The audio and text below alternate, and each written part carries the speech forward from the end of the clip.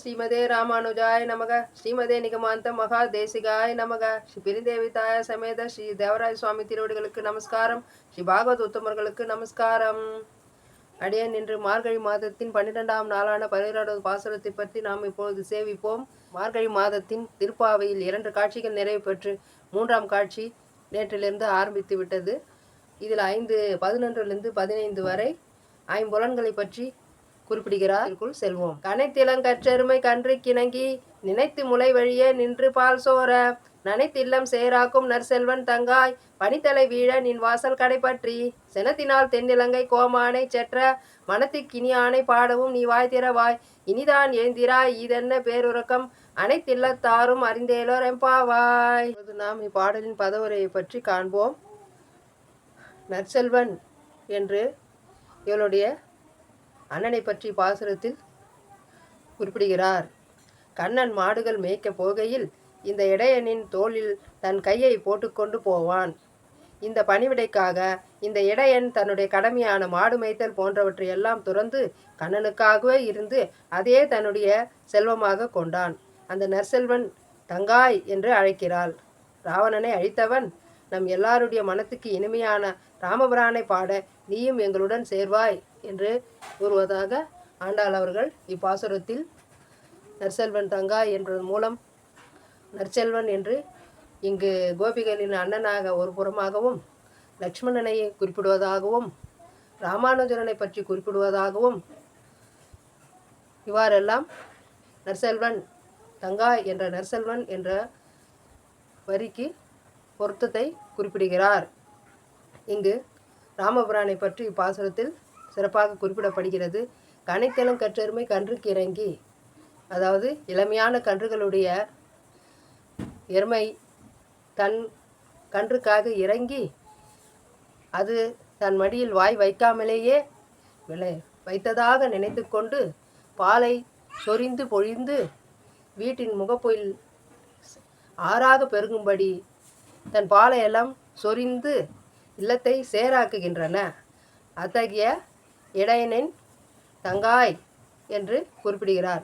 பனித்தலைவிய நின் வாசல் கடை பற்றி இத்தகைய சேராக்கிய உன் முகப்பு வாசலில் நாங்கள் பனி தலையில் மேல் விழ உன் வாசல் கீழே கொம்பை பற்றி கொண்டு நாங்கள் நிற்கின்றோம். சினத்தினால் தென்னிலங்கை கோமானை செற்ற சினத்தினால் அப்படின்னு சொல்லும்போது தென்னிலங்கை கோமான் என்று ராவணனை குறிப்பிடுகிறார். அவனை அழிப்பதற்காக சினத்தினால் தென்னிலங்கை கோமானை செற்ற வீழ்த்தி மனத்துக்கு நான் ஸ்ரீ ராமபிரானை பற்றி இப்பாசுரலில் குறிப்பிடப்படுகிறது.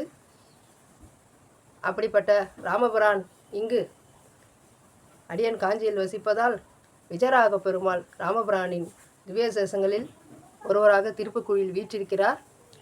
அவருடைய எப்படி பால் சொரிகின்ற ஒரு கன்று வாய் வைக்காமலே பால் சொரிகின்றன, அதை போல இங்கு திருப்புக்குழியில் வீற்றிருக்கும் சீதாதேவி தாயாரும் விஜயராக பெருமாளும் மக்களின் மனதின் அன்பை நாம் அவரிடம் கேட்காமலேயே நமக்கு அருளை வாரி அருள் பொழிகின்றார்கள் என்று கருத்தில் கொண்டு சினத்தினால் தென்னிலங்கை கோமானை செற்ற மனத்துக்கு இனியானை, அப்படிப்பட்ட மனத்துக்கு இனிமையான ராமபிரானை பற்றியும் இங்கு எங்கள் மதுராந்தகத்தில் வீற்றிருக்கும் ராமபிரானையும் நினைத்து கொண்டு நாங்கள் மனத்துக்கு இனியானை பாடவும் நீ வாய் திறவாய் அயோத்தி ராமரையும் நினைவில் கொண்டு கும்பகோண ராமரையும் நினைவில் கொண்டு நாம் இப்பாசுரத்தை சேவிப்போம். அப்படிப்பட்ட ராமபிரானின் அருளை பற்றியும் சீதாதேவியின் அருளை பற்றியும் நாங்கள் இப்போ ராமாயண பாடலாக உன் முற்றத்தின் கீழே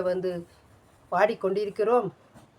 இப்படிப்பட்ட ராமாயண பாடலை கேட்டும் இன்னும் எழுந்திருக்காமல் இருக்கிறாயே, இனிதான் எழுந்திராய் இதென்ன பேருருக்கம், இப்படிப்பட்ட பேருருக்கம் உங்களுக்கு தேவையா, சீக்கிரம் எழுந்து வாருங்கள் என்று கூறுகிறாள்.